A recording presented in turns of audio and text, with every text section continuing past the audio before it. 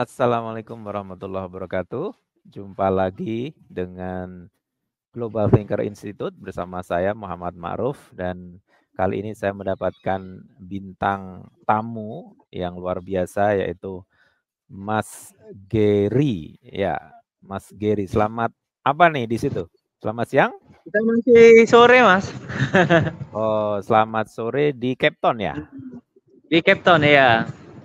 Oke, sekarang sudah jam 8.57 di Jakarta nih, tepatnya di Cilengsi. Oke, Ya. Mas Gary Utama, lengkapnya Mas Gary Utama. Saya bacain dulu ya buat audiens saya. Mas Gary ini SMA Negeri 2 Sekayu, kemudian S1-nya di bidang Geografi dan Ilmu Lingkungan, Universitas Gadjah Mada Yogyakarta. S2-nya bidang Paleogeografi Kuarter, Saint Petersburg State University, Saint Petersburg Federasi Rusia. Dan beberapa pelatihan keahlian sangat banyak sekali. Ya, saya langsung saja pada keanggotaan aja. Tapi sebelumnya saya penting juga ini untuk membacakan penghargaan 2015 mendapatkan penghargaan peneliti muda dalam bidang ilmu geografi di acara International Geographical Union Moscow Federasi Rusia. 2017 Best Presenter pada kegiatan The International Conference Field Study in Rural Research Planning Group Yogyakarta. Dia juga anggota organisasi International Geographical Union, anggota dari Southeast Asia Geographical Association, manajer sosial pendidikan budaya maritim muda Nusantara. Dan sekarang Mas Gary ini menjadi peneliti muda yang ikut meneliti di dunia Antartika. Kira-kira gitu ya Mas Gary ya? Mas Gary, beberapa informasi sudah dapatkan di Google ya tentang kegiatan Mas Gary ini, tapi alangkah lebih baiknya Mas Gary langsung bercerita. Tolong diceritakan dalam rangka program apa Anda meneliti kok hingga sampai Antartika? Kayak nggak ada kerjaan ya Mas Gary. Silakan. Nggak ada sih, kerjanya ada. Baik, terima kasih Mas Ma'ruf. Terima kasih buat teman-teman semuanya. Saya langsung saja cerita bahwa pada dasarnya ini dalam kerangka kegiatannya saya ditunjuk untuk ikut serta di Russian Antarctic Expedition, ekspedisi Rusia ke Antartika, dan memang kegiatannya itu dilakukan secara berkala, Mas. Jadi setiap tahun selalu ada. Tahun ini kita memasuki ekspedisi yang ke-69, jadi saya ikut serta di ekspedisi yang ke-69 dengan teman-teman peneliti dari Rusia, dari Institut Arktik and Antartik di Saint Petersburg. Nah, keterlibatan saya karena memang satu penelitiannya di Antartika kebetulan, dan memang meneliti Antartika ini cukup rumit dan sangat sulit karena menantang ya. Pertama akses terbatas, kemudian data juga sulit untuk dicari, dan salah satu challenge-nya teknologi. Jadi untuk mengakses ke lokasi kan butuh teknologi ya. Teknologi kapal, untuk bagaimana tempat tinggalnya, base-nya. Kebetulan karena Indonesia belum punya tanda tangan ikut perjanjian Antartik, jadi kita cuma sebagai observer kalau nggak salah, pengamat kalau nggak salah. Jadi kayak gitu, intinya ada keterbatasan lack of information. Jadi yang membuat kita, dan saya ikut serta ini dengan menggunakan kapal risetnya milik Institut Arktik Antartik di Rusia, khususnya di kota Saint Petersburg. Jadi dengan kapal riset akademik Rosnikov, dan itu yang membawa saya ke Antartika, dan kami memulai perjalanan kami dari Antartika, dari Saint Petersburg menuju ke Antartika. Jadi kita sekarang lagi sedang pengisian logistik dan perbaikan kapal. Ada beberapa komponen kapal yang agak sedikit bermasalah, sehingga perlu dilakukan perbaikan dan pengisian logistik ulang selama di Cape Town. Nah, intinya seperti itu, kurang lebih saat ini saya berada di Cape Town. Dibilang liburan enggak sih, tapi ya istirahat dulu lah setelah 27 hari berlayar di kapal akademik Rosnikov. dari Saint Petersburg menuju ke Cape Town. Kurang lebih keterlibatan di dalam ekspedisi ini sebagai peneliti Mas Ma'ruf di bidang Paleogeographic Quarter, karena saya ditugaskan untuk membuat sebuah desain pemetaan geomorfologi yang digunakan oleh nantinya akan diterapkan dan digunakan oleh pemerintah Rusia. Jadi saya seperti itu. Kurang lebih kayak gitu Mas Ma'ruf. Oke, baik Mas Gary, cerita Mas Gary ini saya udah kebayang nih kapalnya keren kayaknya ya. Saya dengar tadi sudah ke 69, luar biasa ya. Jadi umurnya udah lumayan ya. Tapi mendengar Indonesia menjadi observer kiranya harus menjadi perhatian ya bagi pemerintah Indonesia. Tapi sebelum ke yang lain, hal yang lain yang ingin saya tanyakan, Mas Gary, Anda itu dipilih dan terpilih ya menjadi salah satu peneliti dari Indonesia dan ASEAN ya. Coba diceritakan keahlian Anda di bidang paleogeografi kuarter. Ilmu apa itu sebenarnya? Yang jelas bukan ilmu hitam ya Mas Ma'ruf. Biar anak-anak muda ngeh gitu. Saya aja baru dengar nih paleogeografi. Taunya geografi. Ya, gitu. Taunya geografi ya. Jadi paleogeografi itu tentang ilmu merekonstruksi ya. Merekonstruksi pada masa-masa lampau, apa yang terjadi pada masa lampau secara geografis. Kurang lebih kayak gitu. Misalnya apa yang terjadi di masa lalu lah, kayak manusia lah. Ya pernah putus pacar, kondisinya gimana ya. Gitu juga kayak bumi. Ketika terjadi letusan gunung api yang sangat besar, yang pada zaman Pleistosen kayak gitu itu terjadi, Pliocene terjadi, dan itu kan banyak sejarahnya ya. Nah itu yang kita analisis nantinya, apa yang menyebabkan ini, kenapa dia bisa berubah, cuaca secara iklim, terus ada kehidupan apa yang terjadi di masa lampau, dan ada apa yang terrecord dari berdasarkan pendekatan banyak ya. Nanti ada yang penggunaan radar, instrumen, radar isotop, Nah, kita menggunakan instrumen itu untuk merekonstruksi. Salah satunya menggunakan ice core. Kalau di Antartika nggak mungkin kita menggunakan lain, pasti pakai es. Balok es itu nanti direkonstruksi, dibor, datanya disimpan, kemudian digunakan untuk melakukan rekonstruksi dengan banyak sekali metodenya. Nah, kurang lebih paleogeographic quarter itu ya ilmu merekonstruksi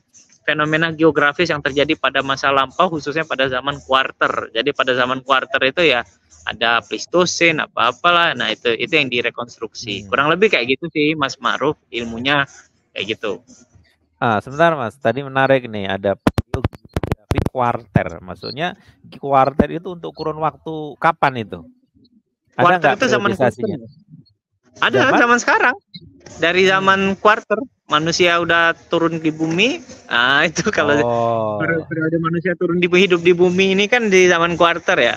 Mulai kebentuk kehidupan manusia. Nah, itu zaman quarter mulai. Di situ zaman itu. Nah, kurang lebih zaman itulah memulainya, batasan studinya di situ. Karena banyak fenomena kompleksitas yang terjadi di zaman quarter. Kurang lebih kayak gitu. Oke Mas Gary, penelitian Anda ini bersama tim ini kan luar biasa, yang kira-kira di Indonesia itu jarang, bahkan tidak ada ya. Belum mungkin ya dari sisi objek penelitiannya. Objeknya ya di sana mungkin sudah ada sebelum Mas Gary. Saya mau tanya lebih spesifik tentang objek dan targetnya. Objeknya itu tadi kan sudah diceritakan ya, es, mungkin di sana itu kan hanya ada es ya. Objek dan targetnya, kira-kira kalau udah bicara target itu kan ada manfaatnya buat apa gitu. Objek, target, manfaat. Baik, kalau objeknya kan jelas ya. Kalau yang jelas kan Antartika. Jadi targetnya tahu apa yang terjadi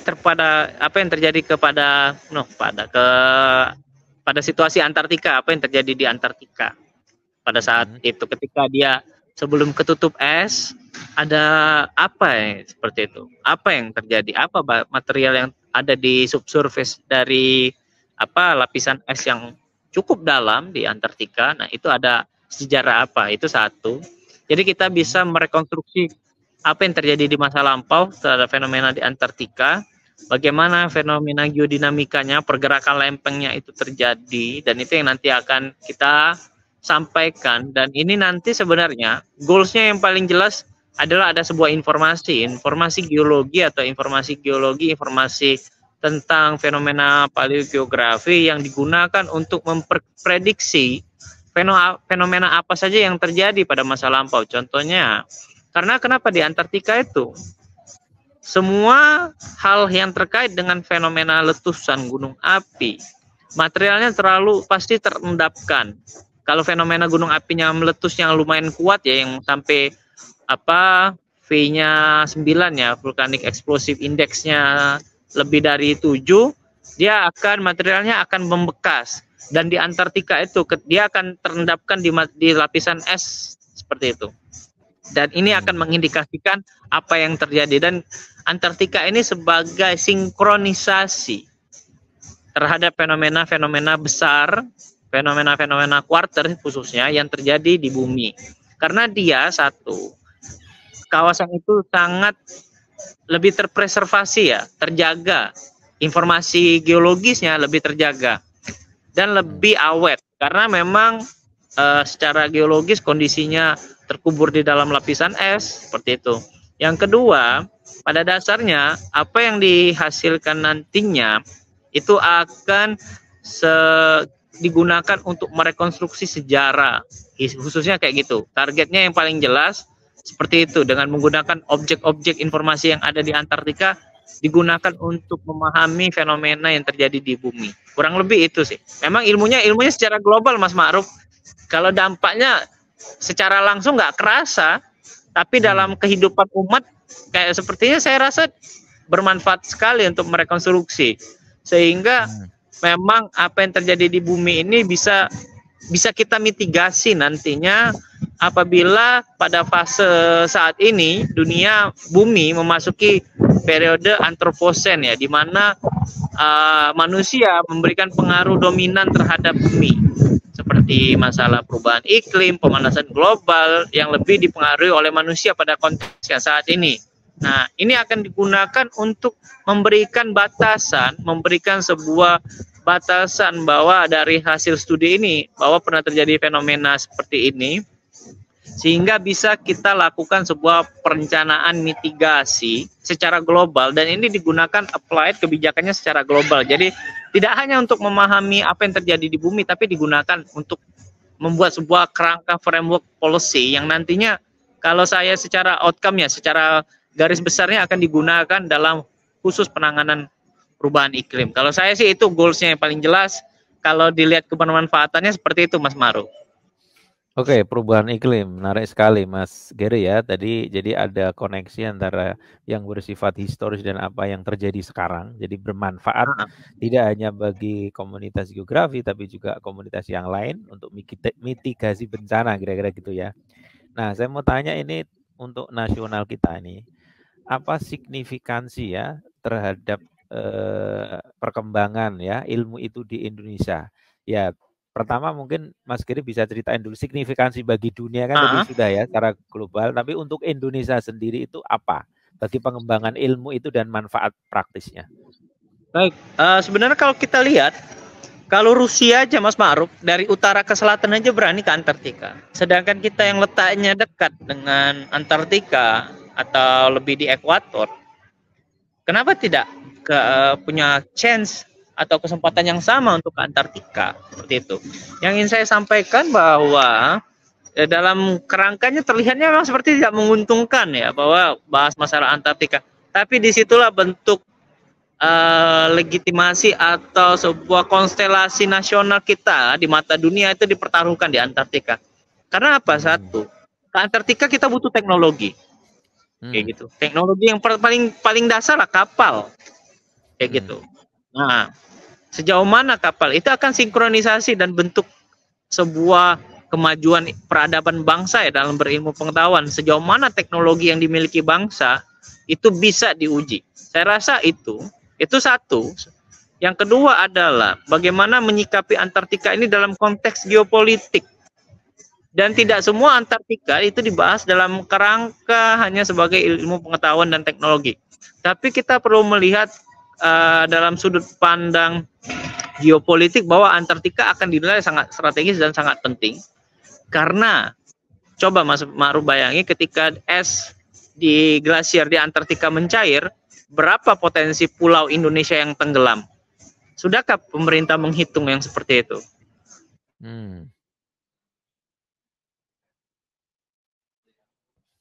Apakah terjadi pengurangan wilayah? Dalam arti ini teritori. Dan ini konteksnya geopolitik, dalam arti ini sebuah kedaulatan wilayah sebenarnya. Kalau dalam konteks geopolitik ya yang kedua.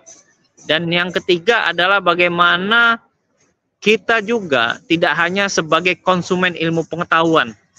Maksud saya bagaimana konsumen ilmu pengetahuan. Kita hanya terima beres dari negara-negara yang sudah maju ya, membuat atlas, membuat informasi-informasi tentang Antartika. Kenapa juga kita juga tidak melakukan hal yang sama dalam hal kedaulatan ilmu pengetahuan? Kita punya teknologi, kita punya ilmu pengetahuan yang kita bangun atas bangsa sendiri. Kayak gitu. Itu sih sebenarnya. Saya rasa itu yang menjadi core penting. Rusia dalam hal ekspedisi ini berdaulat dalam hal teknologi, dalam hal informasi. Mereka membangun sebuah informasi yang sangat bagus ya. Atlas Antartika tuh Rusia punya. Dan kita sebagai konsumen saja, kita ilmu pengetahuan kita ya udahlah impor dari negara ini. Kenapa? Dan momentumnya adalah ke Antartika ini adalah sebagai salah satu loncatan bahwa walaupun kita nggak punya teknologi, kita meyakini bahwa kita punya sumber daya manusia yang kompatibel untuk isu-isu global terkait isu-isu apa Antartika. Dan ini yang digunakan dalam memahami, dalam pandangan saya itu yang menjadi urgensinya bagi Indonesia sebenarnya. Dan keterlibatan ini saya ingin sampaikan bahwa Indonesia sebaiknya terlibat secara aktif di dalam sebuah traktat Antartika yang memberikan keleluasaan akses dalam menyusun sebuah kerangka framework penelitian mengenai Antartika khususnya di bidang kebumian. Itu sih Mas. Oke, ada 3 hal yang saya catat Mas Gary, geopolitik, kemudian traktat dan kedaulatan ya. Saya mau tanya ketiganya tapi nanti di sesi pertanyaan terakhir. Saya mau tanya yang ringan-ringan dulu.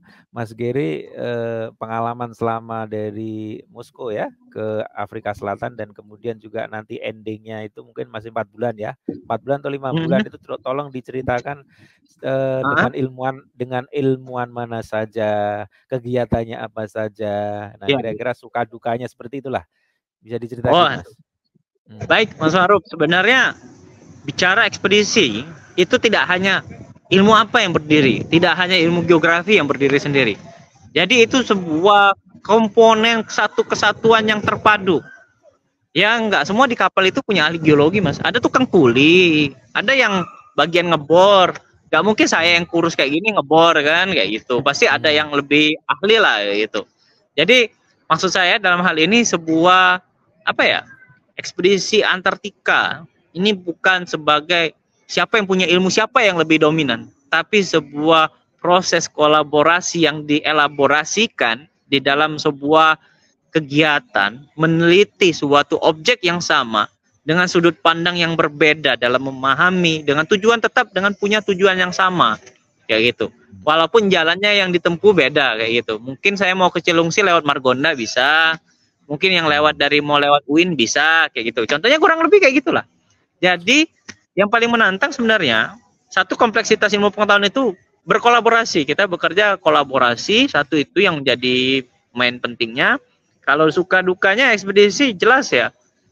Berapa kali kita ganti baju ya? Pas pertama dingin, dari St. Petersburg kita belajar berangkat dingin, pakai jaket yang tebal. Terus udah keluar dari Laut Baltik, dikejar helikopter 2 kali, helikopter dari Uni Eropa, NATO lah ya. Pas udah sampai Spanyol dikejar kapal kelas korvet.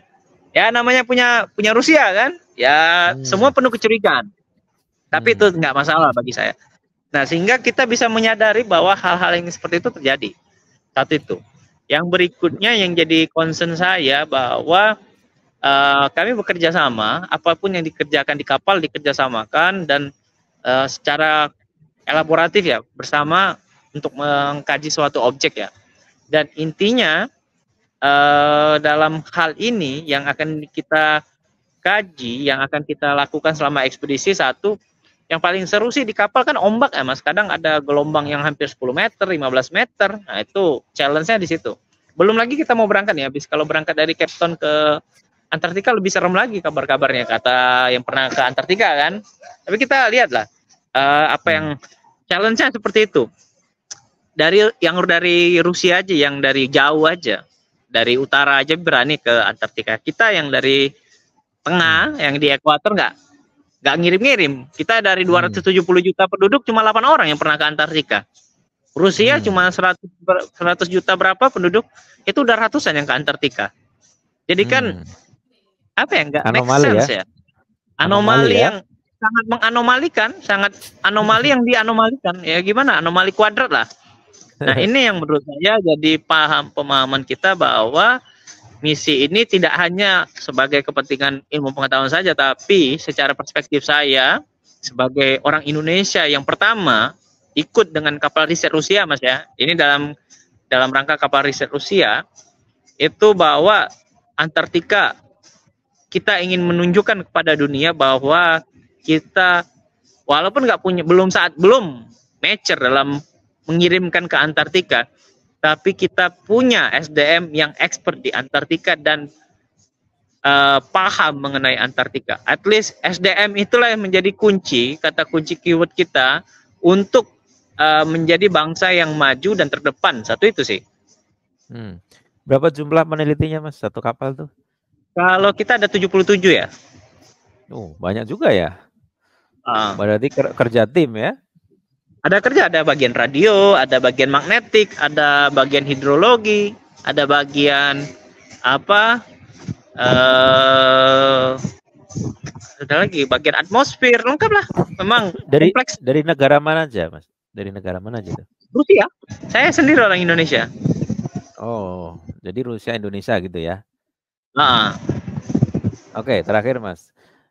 Kita tahu ya, kita punya Habibie gitulah, jadi sebagai simbol teknologi tinggi dan capaian-capaian beliau ya kita lihat sendiri kan, ada titik-titik yang kira-kira belum maksimal tapi dia sudah terbaik. Nah, Anda sebagai anak muda peneliti Indonesia ya, mungkin orang yang ketiga kali ya dari Indonesia, apa harapan Anda terhadap penelitian yang Anda belum selesai ini dan ke depannya? Ya, terutama untuk mungkin pemerintah Indonesia atau bagaimana, terserah Anda mau meresponnya seperti apa. Harapannya seperti apa? Ya kalau kita kan gini, Mas, jangan pernah bertanya apa yang sudah negara berikan kepada kita. Kita aja belum tentu berikan apa kepada negara. Seperti itu sih sebenarnya. Jadi kalaupun kecewa, lumrah kalau berharap kepada manusia ya memang selalu kecewa.